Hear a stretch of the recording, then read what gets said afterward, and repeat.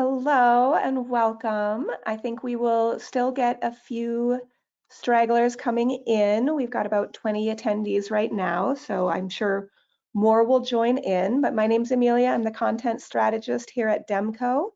And if you joined us for our previous webinar with Shannon McClintock Miller and Dr. Robert Dillon, you probably already are a little bit familiar with who they are, but they are both kind of movers and shakers in the learning environment world, both authors and really great people to know.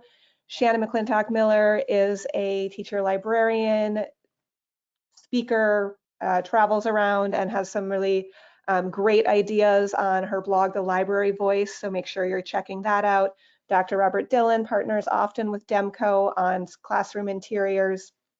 So really great conversation we have lined up for them today, talking about building community and positivity through library design.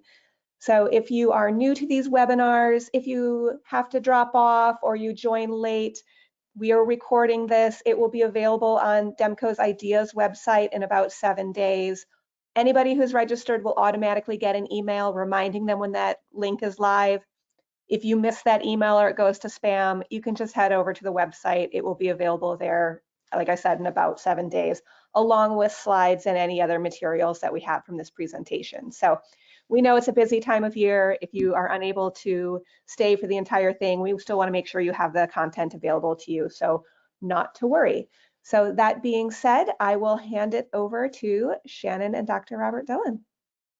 Thank you, Amelia. Yes, we're very excited to be here today, and we get to talk about one of our favorite topics, and we're glad that you joined us for the second one too. It's been so fun to host these webinars with Demco, and I've learned so much too, just getting ready for them, and so we're glad that you came back and joined us for this one. Just a few reminders. Our webinar will be around 30 minutes, probably a little longer because both Bob and I like to talk about this topic, and we'll have time hopefully at the end for questions. If not, we'll make sure that we get your questions answered, and then just like Amelia said, you'll be receiving the slides and a recording after our webinar. But today our webinar is going to focus on how to build community and joy through library design. And I think it's the perfect time to really think about how we do this in our libraries and just that positivity of building community and what that means to our students and to our teachers and even our families, because we are celebrating School Library Month in April. And so it's perfect timing to be able to reflect and think about these things. I also wanted to just pull up the Future Ready Librarians framework, because I always like to ground myself in that work when I'm thinking about all the different things that we do as librarians. And one of the wedges that we focus on within our framework is the use of space and time, and how as librarians we design these collaborative spaces. And when we think about that, we design them to promote inquiry, creativity, collaboration, and community, and so many other things. And so as we go through this webinar today and we spend time together, think about some of those things and how that is a really important part of what makes up what we do as Future Ready librarians. The first question that we have is, how do libraries support and embrace all learners? And when I was thinking about this, and just even this month and throughout the year, I always think about how we want to think about everybody that we serve within our school community. And that's something that, beyond the books, it's so important to just know that everyone has a place and belongs in our school libraries. And that's what our kids want. And that's what, of course, we want as librarians too. Well, I think that's a great way to kick off, and not forget, like, space and time go together, even though we're just talking about space today. But like, we know that we have to carve out space for planning and time for conversations, and all of that goes together. But I think Shannon's right when we talk about belonging. It really is this big tent approach. And as I get to work with librarians all around the country, the conversation comes up of, I want the librarian to be a library for all kids all the time. And I just have to remind them that it's easy to make the library for the kids that you like or that are like you, but how important it is to really stretch to make sure, because it is a joyous library when there's a big tent and everyone in the building wants to be in that library. And then I think the other thing is, for all of us, we know this, right? If we are in spaces where our sensory needs are taken care of, it becomes a place of belonging, it becomes a place of joy. And so really being thoughtful about visual noise, being really thoughtful about making sure that there are quiet spaces and reflective spaces and collaborative spaces, and that zoning of the library is really important to achieve your goals. So if you do two things, try to get different students in and try to think differently about all the available spaces.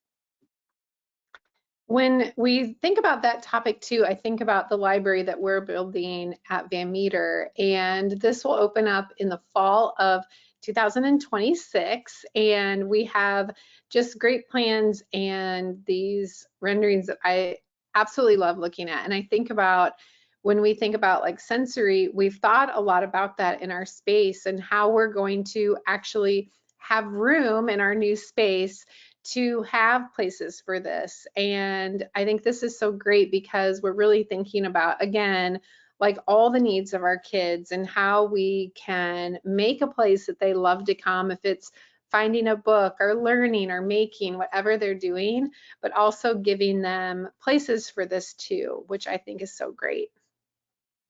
Yeah, those pictures are great. And I actually think, I just think about all the different students that would love to be a part of that. And so it's going to be great for those kids to have a new library. It'll be like exploring a brand new place. And so I love that piece of the puzzle.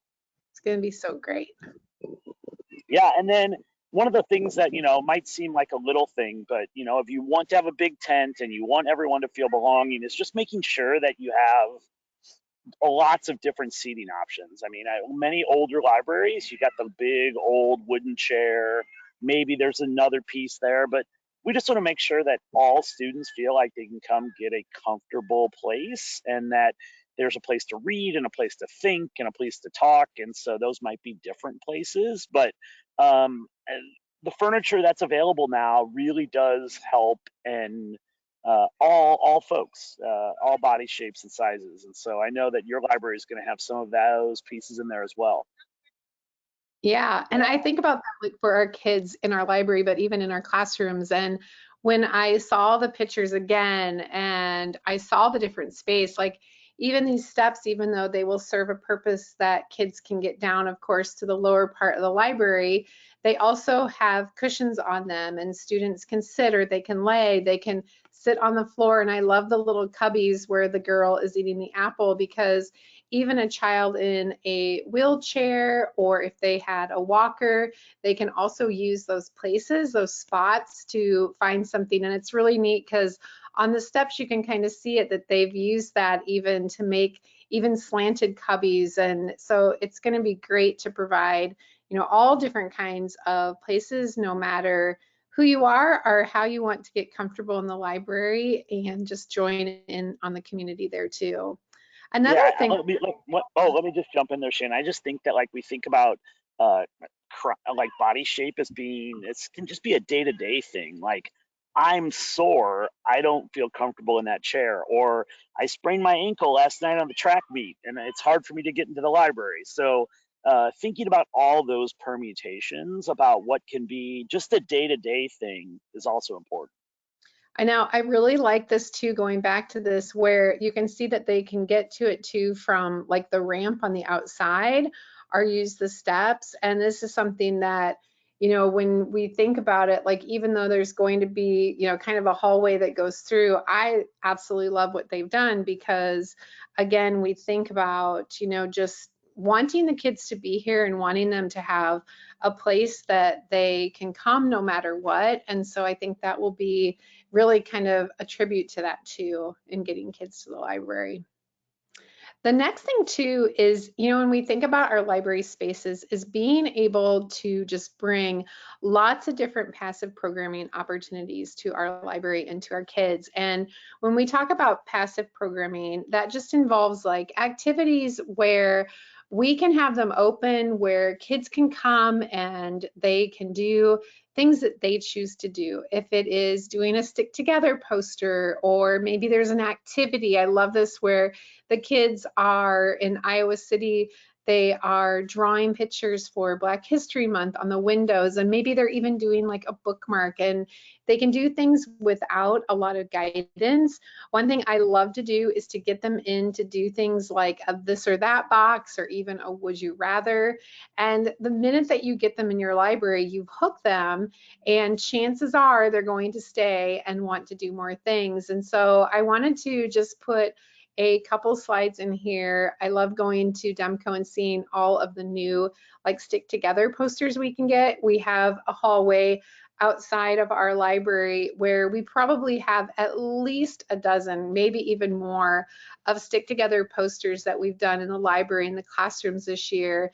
But the two on the right are so great because they go along with summer reading. So a great thing to introduce your kids to summer reading, and again, get your kids in the library with all kinds of different things. And then these are things too that you can just find in the catalog or online. And it's great because we can kind of fill that passive programming, those spaces and spots. And again, make it a place where everybody can find something that they want to do. Hey, Shannon, I learned a trick about passive programming. Yes. That you should put it near the back of the library at times, because if we can get kids to the back, some book is going to catch their attention on their way back out. So if we can move some of that passive programming to the back, just like the toy store I used to work in, that toy store used to put the diapers in the back. You had to go in the back to get the diapers, but families would always leave with a toy. So it's that same sort of thing.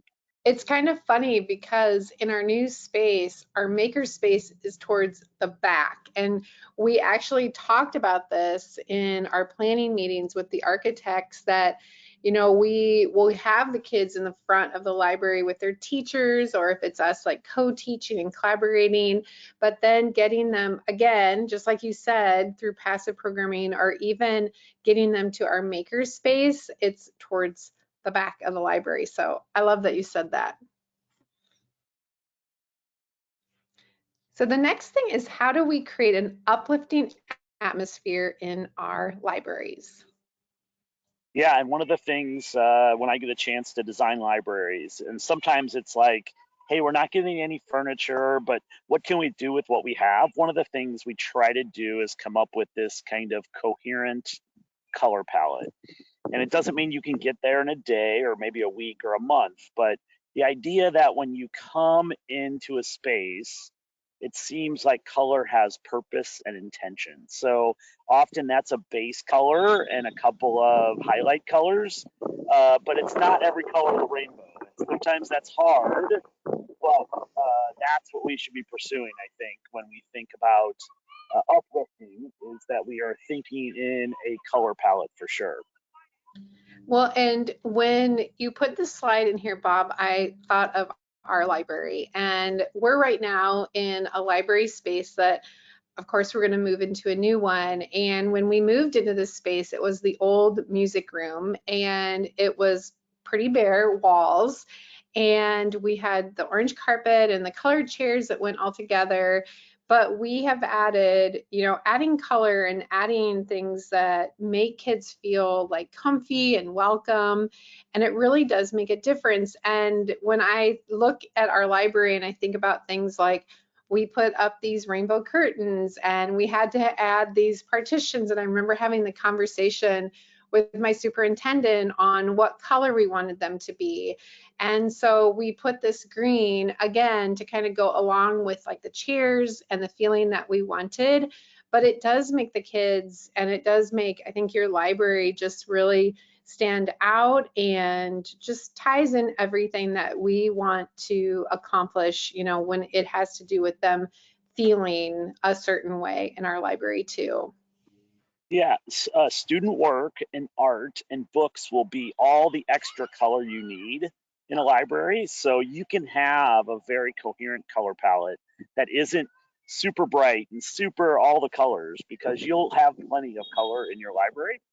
And then also just whatever we can do to open up the sight lines, right? Like when we go into places and we can't see around the corner, we don't know, it doesn't make for that uplifting atmosphere. So if there are ways to reduce the height of your bookshelves or open up your bookshelves so you can see all the places in the library. Imagine if you can't see something when you enter the library, then it isn't that welcoming. So whatever we can do with sight lines can also be a key to kind of uplifting, bringing more energy to the space as well. Well, and I think about that in our library that we currently have. And because we have a small space, we had to have a lot of shelves, you know, come out from the walls or maybe like split apart different sections. But almost everybody can, except for probably our little kindergartners, but almost, at least we can see them, can see over the shelves that we have that come out into our library space. And they can get to the books that we have too, but those sight lines are so important. Even in a small space, we want to make sure that we can see them. But in our new space, of course, that was really, really important. And another thing that's really unique about our space is that over on the left-hand side, there'll be a garage door that opens up into STEM. And then in the STEM room, there'll be a garage door that opens up into the art room. And so all of these spaces will go together, but we've really talked a lot about even being able to see way into the art room from our maker space that we have in our library. And so I'm excited about that because that's something, you know, when you have bigger spaces, especially, that you really have to think about those things too.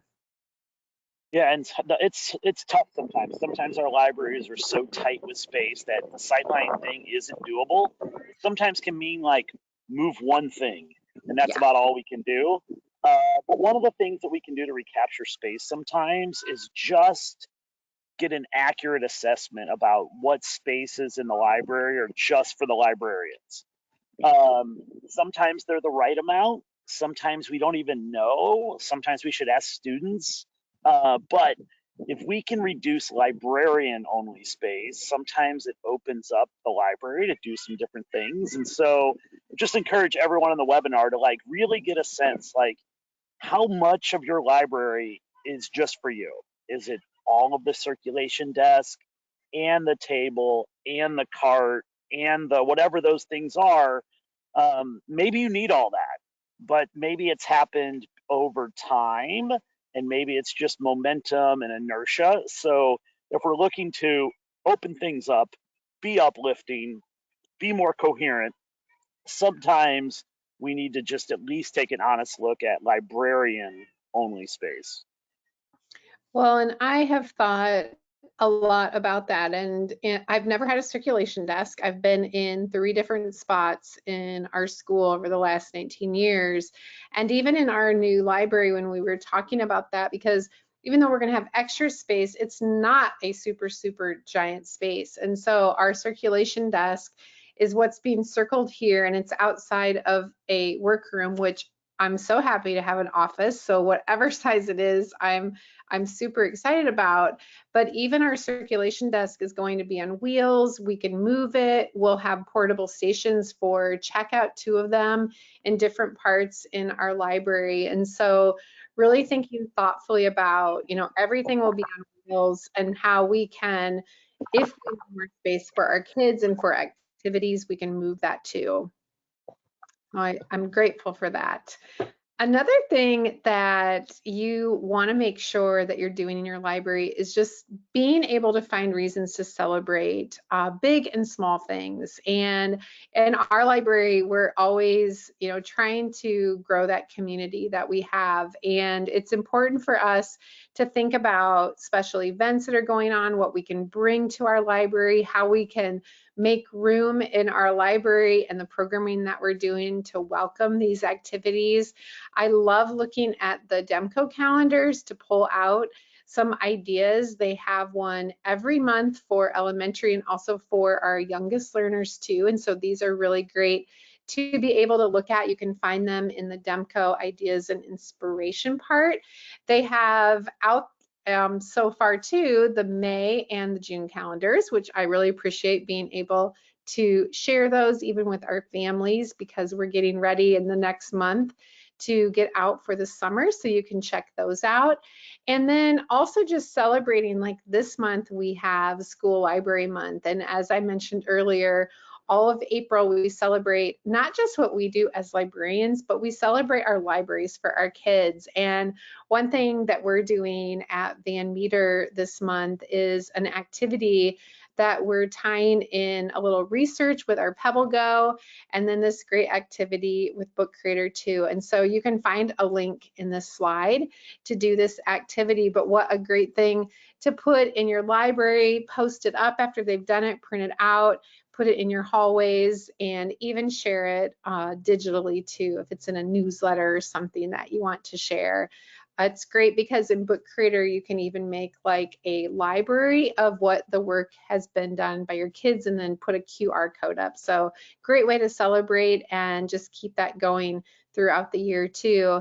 And then in May, we have Children's Book Week. And this is such a wonderful way to kind of wrap up the school year when we get out in May and June. And this year, they've done such a great job because they've put together so many amazing resources and things that you can print off and put up, and just keep celebrating all of those great things and how we celebrate just what we're doing in our collection and through authors and illustrators' work too.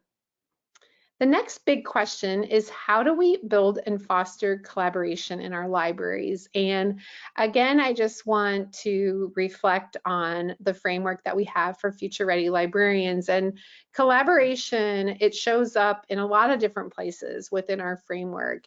It shows up in how we build instructional partnerships, how we lead beyond the library, that collaborative leadership that we have with others within our building, and also the partnerships that we have with the community spaces, if it's the public library or if it is other businesses within our community. And our community doesn't just mean like our community that we have that we can walk or drive to.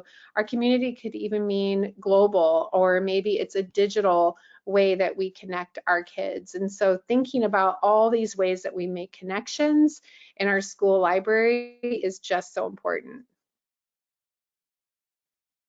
Yeah, let me go back and just touch on, sometimes I'm not the best celebrator. And so when we talk about celebrating all these things, there's so many librarians that are so good at that. But like, I'm just reminded, like, there's little things to celebrate every day. Like, we didn't get wet when we got off the bus today. And I mean, there's all kinds of things. So just an encouragement that if celebration isn't like your most natural state of being, it doesn't have to be a big thing. You don't have to wait for something to be on the calendar. We can celebrate the fact that someone has a great outfit on today, or that whatever that is. And so just an encouragement about celebration. And but the lots of opportunities. And every time, I know our friends in the Northeast are always jealous when people in the Midwest say, when school gets out in May.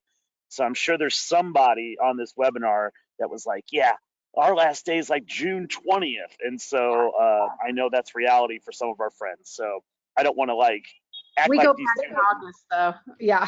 Oh, I know. So one of the things as we talk about the next topic before I get down another rabbit hole is this. I've learned over time from a number of my friends that how we sit matters to what we learn. And so one of the things that as librarians we can dig into is this idea about like, what are the right postures and orientations to promote the type of learning that you want. We don't read in all postures. We don't think in all postures. We don't collaborate in all postures.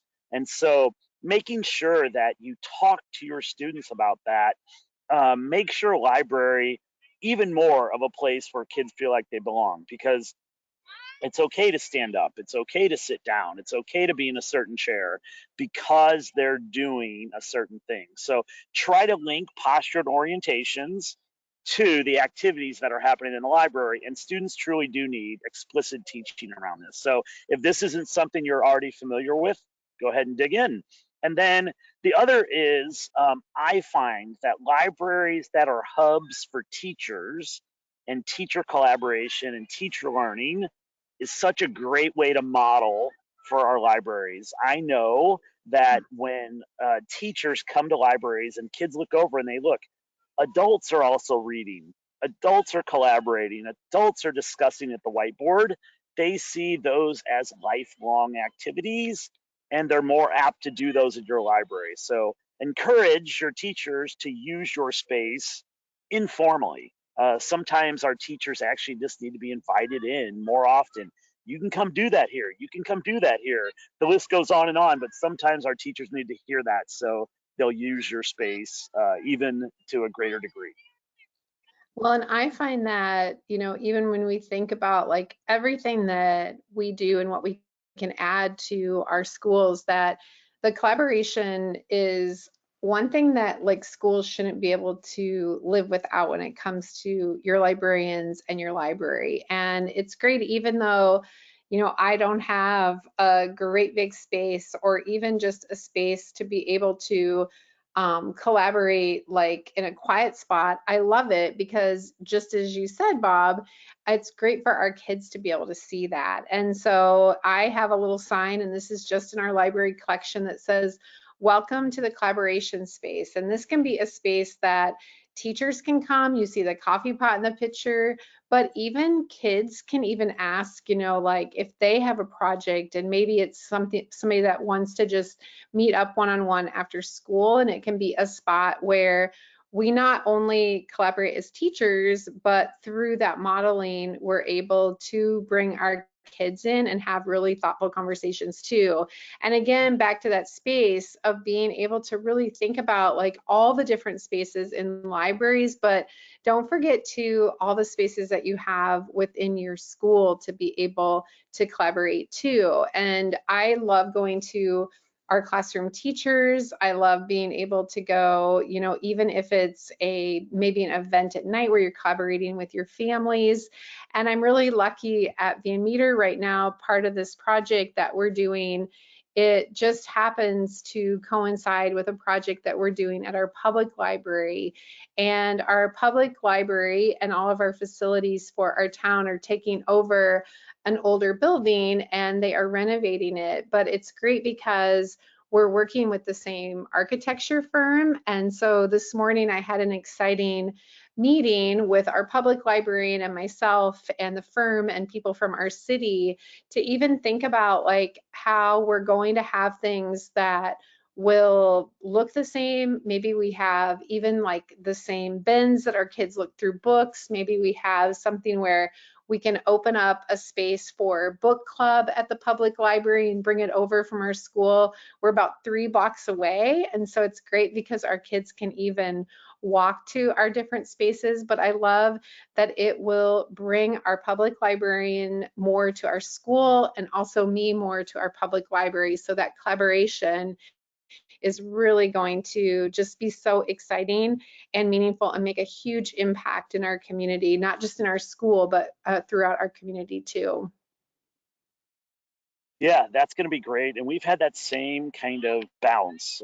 We redid a bunch of public libraries here in St. Louis, and we've seen a lot more attention on, we want our school libraries to be just as nice as our public libraries. I mean, once the community sees what's possible in a library, whether it's at the school library or beyond, it really does bring energy to that sort of thing. And so, yeah, and just a reminder, I think, sometimes we assume that kids know how to collaborate, and sometimes they do know how to collaborate in the classroom, but collaborating in the library is a little different, and sometimes kids make mistakes because they're doing classroom collaboration when they're actually in the library. So don't forget to show students both in text and images and video what it means to collaborate in the library, what that looks like, where it can happen, set them up for success by taking a little bit more time to explicitly teach those things. I think that's an important reminder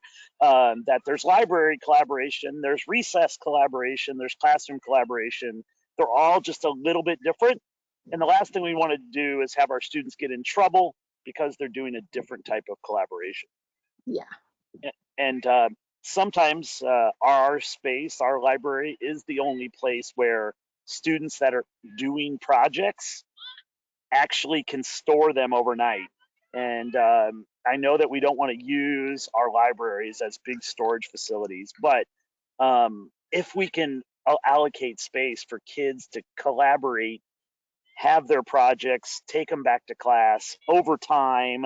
We know the power of overtime projects. And sometimes the library is one of the few places where those things can be worked on over time. So if that's part of your mission and values of your library, make sure your space reflects that as well. So as you can see, there are so many ways to build community and bring joy through library design. And I think one of the biggest things to always remember is to ask your kids what they want to see in the library too. And I watch my kids a lot, how they interact, how they collaborate, how they're learning, how we as teachers and librarians are also interacting and collaborating and sharing with our kids. And so find ways to get their input and their help and their ownership of the library space and programming. And I know when we start moving into our library that our kids are going to be a huge part of that, and how it will look and how we interact and set things up. And the most important thing, you know, for me, when I see my kids and I come to the library and see, you know, kids sitting in front of our bookshelves and reading, or when I look through the hall and I see not only our teachers, but our families too within our library, it is the relationships and it is that part of them being able to communicate and collaborate that means the most. And when we have our libraries and we think about all these things, no matter what your library, the size of it, no matter, you know, where it is in your school, even though we love it when they're in the center, mine is not and will not be, but the library itself and just that community that you grow is the heart of our school after all. And we have such an opportunity as librarians to bring all these things together and to give our kids and our teachers and community the space that they deserve and that they all love too. So that is so much fun to think about, I think, especially this month during School Library Month, and to kind of set some goals as we go at the end of the school year and into the summer. And so hopefully we gave you lots of things to think about. And if you have any questions, we can take them now, but you can always reach out to us too and ask them as well.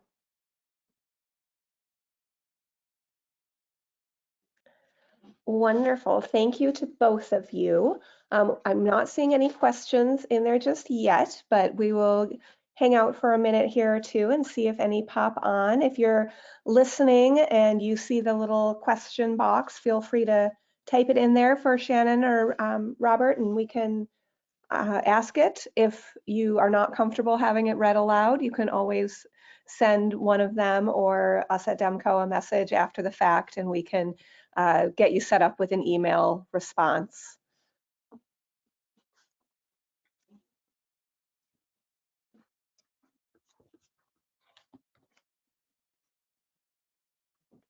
While we wait, Yeah. Shannon, with the remodel, I know that you have a very much admired book vending machine. Will that get a new home?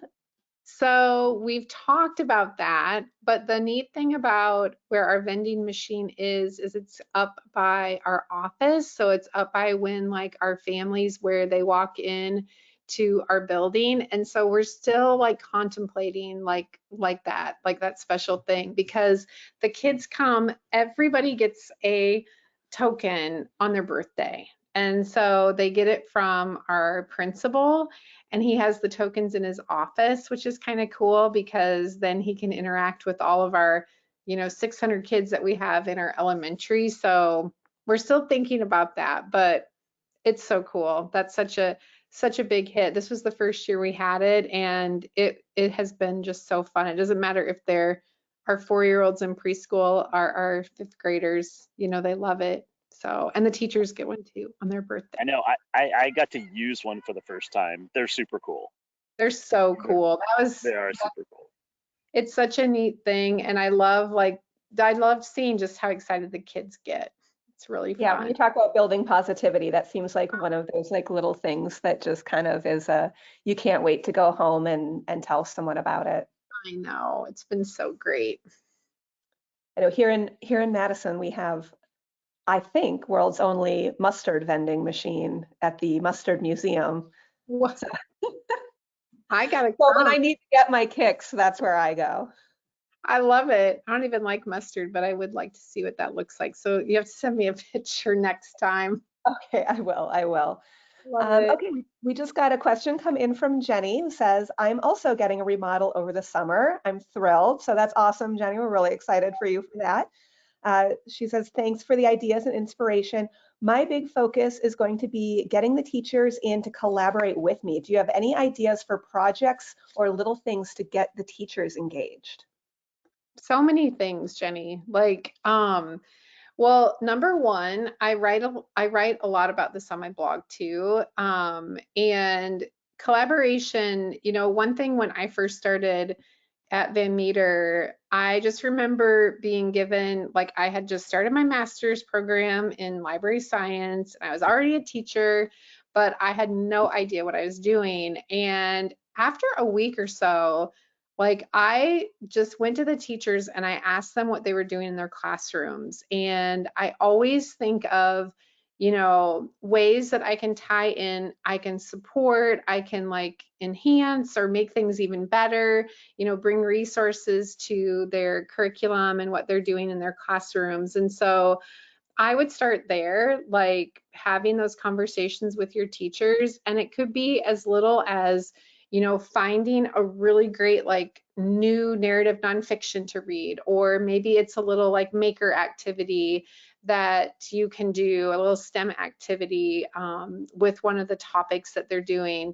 And anything that you can, you know, to, I think, like, make what they're doing in their classroom, like, even better. Like, you know, I always think about, like, how can I really make like something shine for our teachers and give them like the support that they need, but also, you know, bringing something that you can too as a librarian that's really special. So, but lots of ideas that I write about on my blog, and I've done presentations about that too. And so if you reach out to me, I'll share some of that too, because I've done a lot of things and still do. So lots of collaboration happens every day in my library. So I would love to share some of those with you.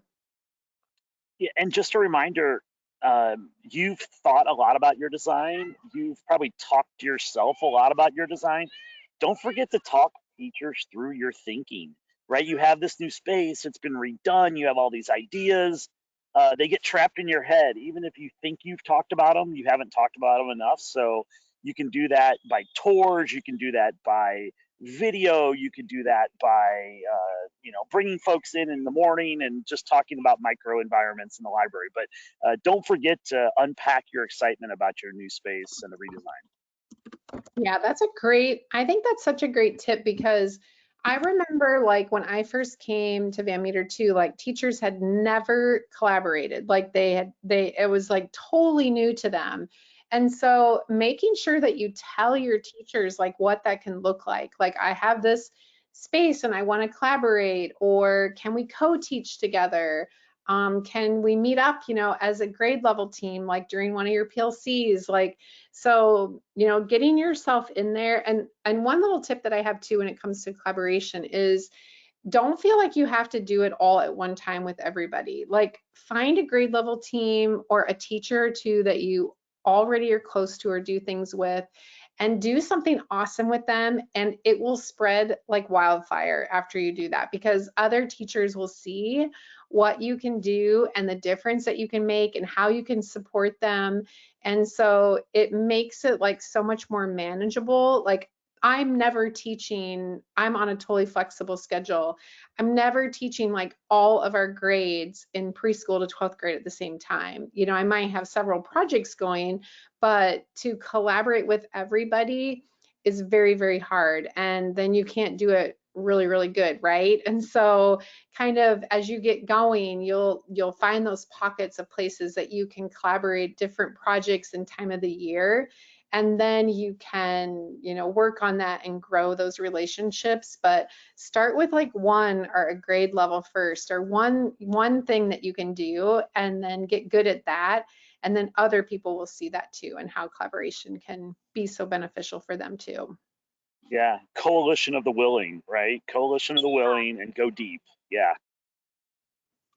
Awesome. I think that's really helpful. We have a question from Robert that we will answer separately. And then we have one from Julianne that says, do you have any advice on being creative with decorations and library book displays? I always struggle with coming up with ideas. I will say just before we respond to this one, I know that the Demco blog has a lot of ideas for different types of themes throughout the year for book displays. Some of the articles have, you know, titles that you might not have thought about highlighting, but also ways to display them and get people engaged. But I think we'd love some other ideas if you have them, Shannon, although I'm sure your blog also has some of those answers.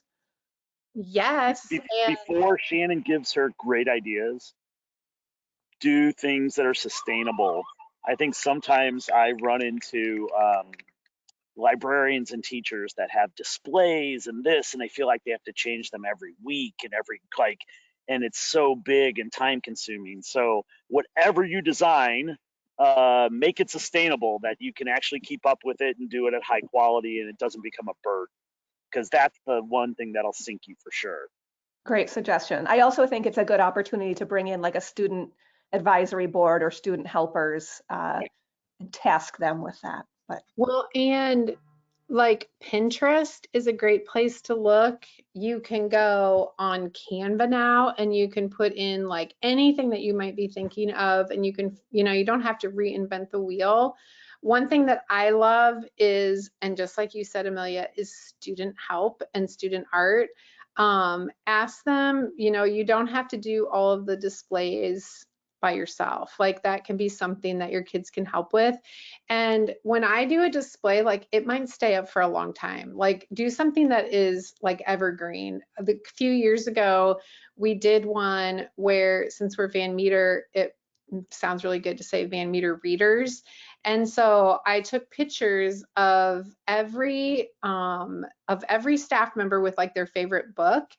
And I made this display that featured all of our staff like with a book, and made it kind of cute on, you know, with little clothespins.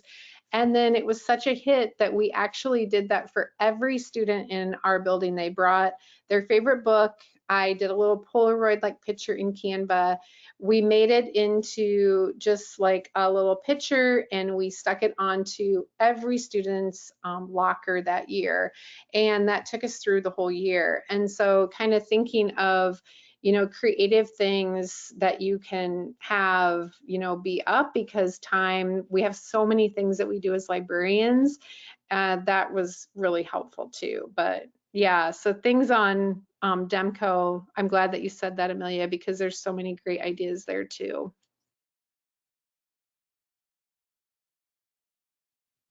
okay, I wasn't off mute, but those are the only questions that we've had come in. So I think we're probably good to wrap this one up. Again, I'll shoot a message over to you, Robert, with the answer to yours. But I thank you both very much for joining us today, and everyone else who jumped on. Like I said, if you missed any part of this, or you found it beneficial and have a friend who wasn't able to join, it will be on the Demco Ideas site. There's a little tab at the top that says webinars. It has all of our previously recorded webinars with all kinds of great guest speakers. So be sure to check those out. You'll find resources on there. This one will be up there soon. And on the Regular Ideas site is where you'll also find those calendars that Shannon mentioned earlier, and lots of inspirational blogs. And our friend Robert Dillon has written a number of them. So, And can I just share a few of our resources, Amelia, before we wrap up? oh, absolutely. Yeah, so in our slides too, you'll see resources and you'll see Bob's books, and they're all linked in here too, our different articles. I also put a link to my blog and to our podcast, Future Ready Librarian Podcast. There's been a lot of great guests, and we're now on season 10 of our podcast series. And so you can find a lot that have to do with space and our libraries. Also in the slides, you'll find links to our series that we have had this school year, and I put them in here so you can get to them very easy. And I also threw in the Array magazine is so great, and I put the digital things. You know, this is a great place to look too for all kinds of like design and ideas for your library, things about like this one, I love it about shelving, and you can find the past ones too on the website on ideas and inspiration. So I wanted to put this up here before we left too. So if you want to scan it, and just remember that if we talked about something and it might be linked in a slide, if it's like a blog post or a book or an article, it will be linked where you can find it really easy too. So just wanted to put that up, and we can probably end on that one. Awesome. Thanks, Thanks everyone. everybody. Yeah, thanks. Thank you.